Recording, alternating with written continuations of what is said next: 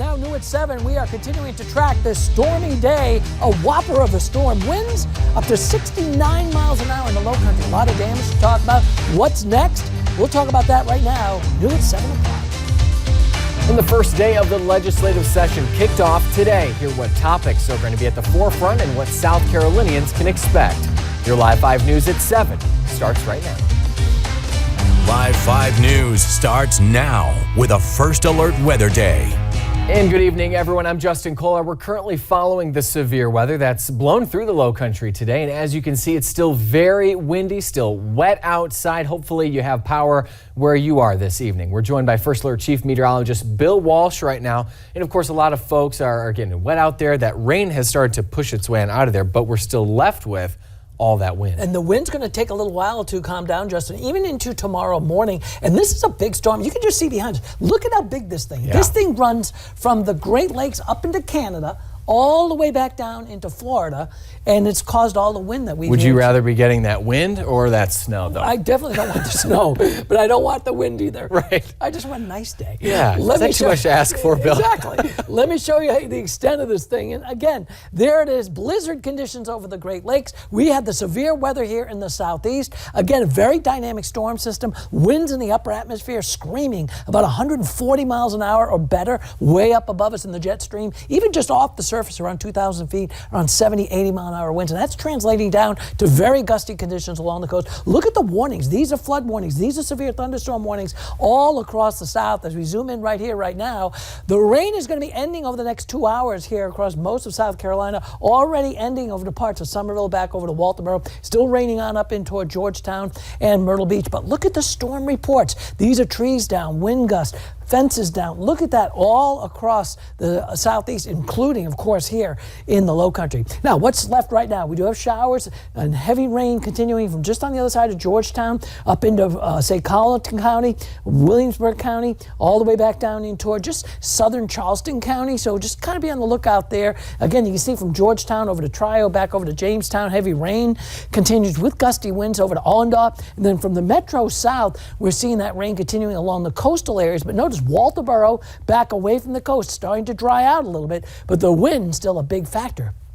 These are current wind gusts. 26 in North Charleston, 25 over in Goose Creek, 29 McClellan Mill, right now gusting to 31 up in Georgetown. And have you heard about this? Have you seen these wind numbers? Look at the Charleston International Airport, 69 miles an hour, our pal Spencer Pryor says. Very, very gusty up there. Folly, 67, 65 Bono. These are tropical storm force or better winds all across the area. Not a tropical system, but boy, you can see what kind of damage that we can get from this kind of system. We still have a wind alert out there for a high wind advisory right along the coast with the warning, and back inland still wind advisory. So be on the lookout for still some gusty winds into the overnight. Here's how it plays out between now and tonight. We'll see that stuff push off to the east by about 9, 10 o'clock tonight. All the rain gets out of here, but the wind sticks around. So the only risk really left, it'll be the strong winds. The rain will be ending. The tornado threat is ending. And again, no more flooding or anything like that. All the rain will pull out of here. Now, we'll update more on what to expect in the next round of storms by Friday. More on that coming up right here in just a few minutes. Justin. Thank you, Bill. And as that storm continues to pass through, thousands are without power at this time from fallen trees, fallen power lines.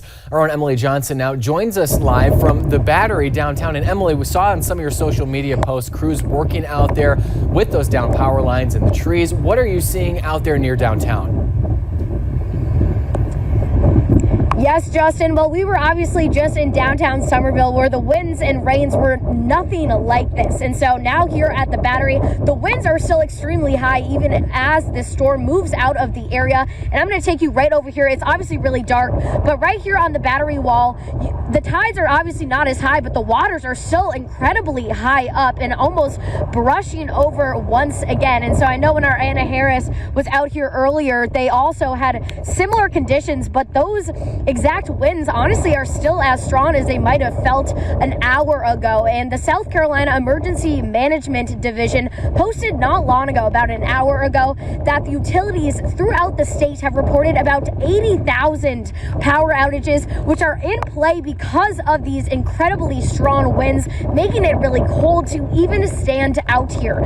So we will continue, and although we won't be back on the air until 11 o'clock tonight, I would highly recommend checking new updates and alerts on the First Alert weather app that you can download to stay updated and stay up to date with all the changes, as this is obviously an ongoing situation out here. So reporting live in downtown Charleston, Emily Johnson, Live 5 News. Thank you, Emily. And yeah, you can hear the power of that wind with her out there. If you have any pictures or videos that you'd like to share with us and the rest of the Low Country, make sure you visit our website. That's live5news.com/show-us. Several Low Country school districts say they'll be operating on a 2-hour delay tomorrow. Charleston County, Berkeley County, Dorchester District 2, Williamsburg, and the Georgetown County School Districts all say their schools will be operating on the 2-hour delay tomorrow. Now, an interesting note, Colleton County School District tells us their reopening is currently TBD.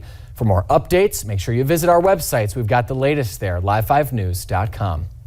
In preparation for today's storm, several school districts throughout the Low Country all called for an e-learning day, which left many parents feeling stressed. One Charleston County parent shared that announcement left her. And lastly, the Disney dining plan has also returned. Thank you so much for tuning into Live 5 News at 7:30. We'll see you right back here at 11. Hopefully you have power out there tonight, staying safe through all those storms. We'll have the latest on all that again coming up at 11. We'll see you then.